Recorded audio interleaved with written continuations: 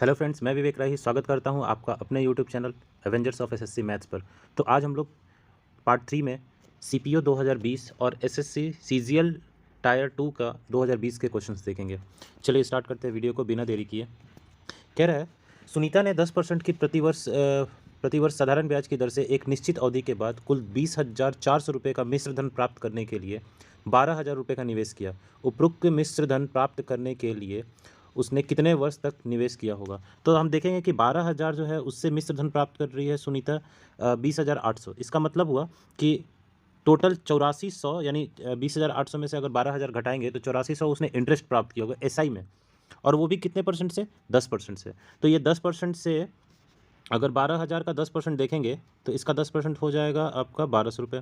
और अगर 1,200 को 8400 को 1,200 से डिवाइड कर देंगे तो ये निकलेगा 7, यानी 7 साल में उसका आया होगा 8400 रुपये उसको इंटरेस्ट मिला होगा, और 12,000 रुपये उसका प्रिंसिपल, कुल मिला के ये 20,400 रुपये हुए होंगे। ठीक है, आगे बढ़ते हैं नेक्स्ट क्वेश्चन की तरफ। कह रहा है, यदि साधारण ब्याज की वार्षिक दर 11% से बढ़कर 17.5% हो जाती है तो एक व्यक्ति की वार्षिक आय 1,071.2 तक बढ़ जाती है। निवेश की गई मूल राशि बताइए। ठीक है, तो पहले 11% था, अभी 7.5% है। इसका मतलब हुआ कि 6.5% का गेन है। 6.5% का मतलब 13/2, 13/2% का गेन है।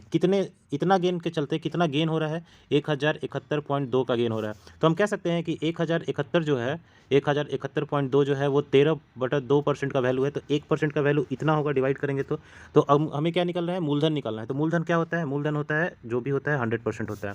ठीक है, तो अगर इसको कट करें हम, यहाँ देखिएगा, अगर इसको 13 से कट करें तो ये शायद 824 बार में कट जाएगा। 82.4 बार में यहाँ पॉइंट लगेगा, और 2 से गुना करेंगे इसको तो ये हो जाएगा 1648, और पॉइंट के बाद 2 ज़ीरो यहाँ पॉइंट रहेगा तो ये हट के 16,480 इज़ द करेक्ट आंसर। ठीक है, होप सो बहुत आसान क्वेश्चन था, समझ में आ रहा होगा आप लोग को। कह रहा है 53, यदि साधारण ब्याज की वार्षिक दर से 11% से बढ़कर 53 भी शायद सेम ही क्वेश्चन है। ठीक है, बस थोड़ा सा अंतर क्या होगा, थोड़ा सा अंतर है, देख लीजिए। डेटा सेम है, 11% की दर है, 17.2% हो जाती है, तो एक व्यक्ति को 1,071.2 जैसे पिछले क्वेश्चन में था, जैसे इस क्वेश्चन में था, ऐसे मिलता है। ठीक है, कह रहा है 5 वर्षों के लिए 10% की दर से उसी राशि पर साधारण ब्याज क्या होगा? ठीक है, 5 वर्षों के से 10% के लिए 10% का साधारण ब्याज जो है 5 साल तक अगर निकालेंगे, ठीक है, तो टोटल हमें कितना परसेंट मिलेगा? 50% मिलेगा। मूलधन मेरा कितना निकला था? 16,480। ये 100% था, तो अगर 50% निकालना होगा तो डिवाइडेड बाई 2 कर देंगे, और डिवाइडेड बाई 2 जैसे किए तो आ गया 8240 जो आ रहा था। This is the correct answer. ठीक है, नेक्स्ट बढ़ते हैं। कह रहा है 27,000 रुपये की राशि को 2 भागों ए तथा बी में इस तरह विभाजित किया जाता है कि 2 साल और 4 साल बाद ए और बी पर प्रतिवर्ष 15% की साधारण ब्याज की दर से ब्याज बराबर हो, साधारण ब्याज बराबर हो। ए और बी पर एक साथ कुल कितना ब्याज प्राप्त होगा? ठीक है, 27,000 की राशि है, उसको 2 भाग में स्प्लिट किया था, पता नहीं कितने कितने में स्प्लिट किया जाता होगा। ठीक है, 2 भागों में विभाजित किया जाता है। ठीक है, इस तरीके से कि ब्याज, साधारण ब्याज बराबर हो 15% से 2 साल बाद और 4 साल बाद। तो ए को 2 साल मिलेगा, तो 2 साल पे 15% के अनुसार कितना मिलेगा? टोटल 30% मिलेगा। यानी हम कह सकते हैं 30% ऑफ ए, मान लीजिए इसको ए और बी में डिवाइड किया होगा, तो 30% ऑफ ए ये बराबर हो जाएगा 15%। 4 साल तक लगेगा अगर, तो क्या होगा? 60%। तो 60% ऑफ बी इसके बराबर होगा। तो A by B is equal to क्या हो जाएगा? 2:1। और जैसे ये 2:1 हुआ, 2:1 मतलब टोटल 3 अनुपात, 3 अनुपात की वैल्यू 27,000 है, तो 1 अनुपात की वैल्यू 9,000 होगी। तो इसकी वैल्यू कितनी हो जाएगी? 18,000, और इसकी वैल्यू हो जाएगी 9,000। ठीक है, अब इस पे ब्याज कैलकुलेट कर लेंगे, एक साथ कुल कितना ब्याज मिलेगा ये पूछ रहा है। तो ए पे कितना मिल रहा है? 30% मिल रहा है, तो ए का 30% कितना होगा? ए का 30% हो जाएगा, यानी 18,000 का 30% हो जाएगा आपको 5400 रुपये। और बी का मिल रहा है 9,000, 9,000 का 600 कितना हो जाएगा? ये भी 5400 रुपये हो जाएगा, क्योंकि ब्याज तो बराबर है, किसी एक का भी वैल्यू निकाल लेंगे दोनों सेम ही होगा, क्योंकि ब्याज बराबर आ रहा है। तो ये टोटल कितना हो गया? 10,800। ठीक है, आगे बढ़ते हैं नेक्स्ट क्वेश्चन की तरफ। कह रहा है एक व्यक्ति ने 7 वर्षों के लिए साधारण ब्याज की एक निश्चित दर पर 12,000 रुपये निवेश किए तथा उसे 20,400 रुपये के मिश्र धन प्राप्त हुआ। उपयुक्त मिश्र धन प्राप्त करने के लिए ब्याज की दर क्या थी? ठीक है, सेम क्वेश्चन है जैसा कि पहला क्वेश्चन पढ़े थे आप लोग। जैसे वो उसमें पूछ रहा था कि टोटल कितना टाइम लगा, तो यहाँ टाइम पहले ही दे रखा है 7 वर्ष। अच्छा ये बताइए कि मिश्र धन प्राप्त हो रहा है 20,400, और मूलधन है 12,000, तो मुझे इंटरेस्ट कितना मिलेगा? 8400 मिलेगा। 8400 इंटरेस्ट 7 वर्षों में हो रहा है, तो यानी 1 वर्षों में कितना मिलेगा? 1200 मिलेगा। और ये 1200 जो है, ये 12,000 का कितना परसेंट है? 10%। तो सिंपल सा जवाब है कि 10% जो होगा वो आंसर हो जाएगा। ठीक है, अब देखिए ये हमारा सीपीओ 2020 के क्वेश्चंस इतने पूछे गए थे। सीपीओ के 2020 में आए हुए क्वेश्चन से अलग अलग शिफ्ट में, ये जैसे मॉर्निंग शिफ्ट का है और भी अलग अलग शिफ्ट होंगे। ठीक है, अब हम देखेंगे सीजीएल के क्वेश्चन। तो चलिए वीडियो को सीजीएल टायर 2 का क्वेश्चन 2020 में जो पूछे गए हैं उसको स्टार्ट करते हैं।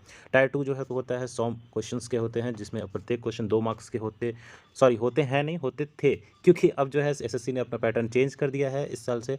तो अभी लेटेस्ट अपडेट ये है कि अब मेंस में जो है मैथ्स के क्वेश्चन जो टायर 2 है उसमें मैथ्स के क्वेश्चन 30 क्वेश्चन पूछे जाएंगे। ईच क्वेश्चन जो होंगे वो 3 मार्क्स के होंगे, तो 90 नंबर के पूछे जाएंगे मैथ्स। पहले मैथ्स मेंस में पूछा जाता था 100 क्वेश्चन, प्रत्येक क्वेश्चन 2 मार्क्स के, तो ये टोटल 200 क्वेश्चन होते थे, जो कि 2021 तक किया गया। लेकिन 22 का जो भी नोटिफिकेशन आया उसमें चेंज हो गया है। मैं एक सेपरेट वीडियो बना दूंगा कभी, आप लोग को कमेंट कीजिएगा अगर आप लोग को चाहिए कि क्या क्या चेंजेस हुए। लेकिन नॉर्मल है, चेंजेस सबको पता भी होगा। ठीक है, चलिए आगे बढ़ते हैं बिना देरी किए हुए हम लोग।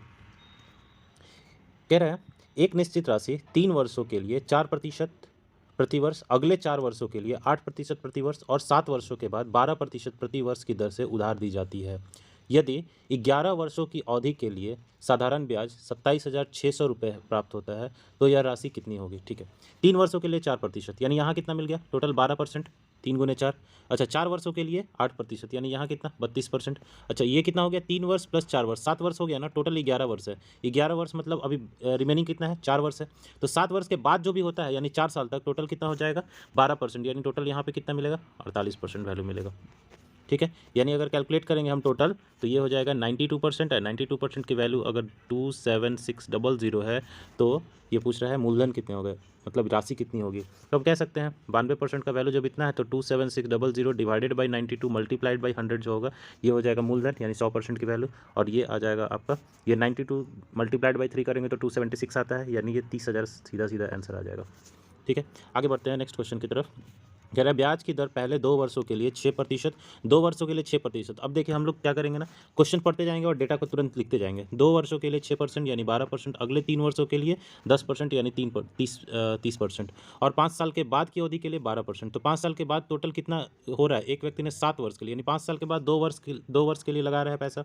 2 वर्ष के लिए, अगले 2 वर्ष के लिए क्या होता है? 12%, यानी टोटल 24% होता है। ठीक है, उतने के बाद साधारण ब्याज के रूप में 12,771 रुपये प्राप्त हुए, तो ये कितने हो जाएंगे? 66%। 66% की वैल्यू अगर 12,771 है तो 100% की वैल्यू निकाल सकते हैं हम यहाँ से। 100% की वैल्यू होगी 12,771 डिवाइडेड बाई 66 मल्टीप्लाइड बाई 100। अगर इसको हम लोग कैलकुलेट करेंगे तो ये कट जाएगा शायद, ये 11 से कट जाएगा। 7 एक 8, 8 7 तो 9 और 7, हाँ 11 से कट जाएगा। और इसको कैलकुलेट करेंगे तो ये 19350 आना चाहिए। आप लोग एक बार कैलकुलेट करके देख लीजिएगा, ये इतना आना चाहिए। ठीक है, आगे देखते हैं। कह रहा है एक साधारण ब्याज की दर किस दर से 5 वर्षों में 4500 की राशि 6525 का मिश्र धन देगी। ठीक है, 4500 की राशि 5 वर्षों में 6525 का मिश्र धन देगा। ये बताइए सबसे पहले कि 6525 जो है वो 4500 का है कितना परसेंट? ये अगर हम निकाल लेंगे तो निकाल सकते हैं। ये अगर देखेंगे हम तो 45 से अगर ये कटेगा तो एक बार में, ठीक है, और उसके बाद ये हो जाएगा 4 बार में और फिर 5 बार में, यानी 145% होगा ये। यानी अगर 145% है तो इसका मतलब ये हुआ कि वो 100% तो पहले का होगा, 100% तो खुद का होगा, खुद का मतलब मूलधन ही 100% होगा, और 45% जो है हमको इंटरेस्ट मिल रहा है। ये 45% का जो इंटरेस्ट मिल रहा है ये हमें 5 साल में मिल रहा है, तो हम कह सकते हैं 1 साल में हमको 9% का इंटरेस्ट मिलेगा, यानी 9% इज द करेक्ट आंसर। ठीक है, चलिए नेक्स्ट बढ़ते हैं आगे। कह रहा है एक निश्चित धनराशि पर 20% प्रति वर्ष की दर से कितने समय में साधारण ब्याज धनराशि का 6/5 गुना हो जाएगा। ठीक है, साधारण ब्याज जो है वो धनराशि का 6/5 गुना हो जाएगा, धनराशि का ही 6/5%। 6/5 गुना का मतलब पता है? 6/5 को अगर 100 से मल्टीप्लाई करेंगे तो ये हो जाएगा 120%। 120% धनराशि हो जाएगा। ये बताइए 20% प्रति वर्ष है अगर, तो 120% होने में इसको कितना टाइम लगेगा? 6 ईयर्स लगेगा क्या? तो सिंपल सा सवाल है, 6 ईयर्स जो है ये आपका कंप्लीट आंसर हो जाएगा, 6 ईयर्स। होप सो दोस्तों आप लोग को समझ में आया होगा, और समझ में आया होगा वीडियो तो प्लीज़ लाइक कीजिएगा, सब्सक्राइब ज़रूर कर दीजिएगा और शेयर ज़रूर कर दीजिएगा आप लोग अपने दोस्तों के साथ, ताकि मुझे भी मोटिवेशन मिलता है, को भी फ़ायदा हो। Thank you so much, bye bye.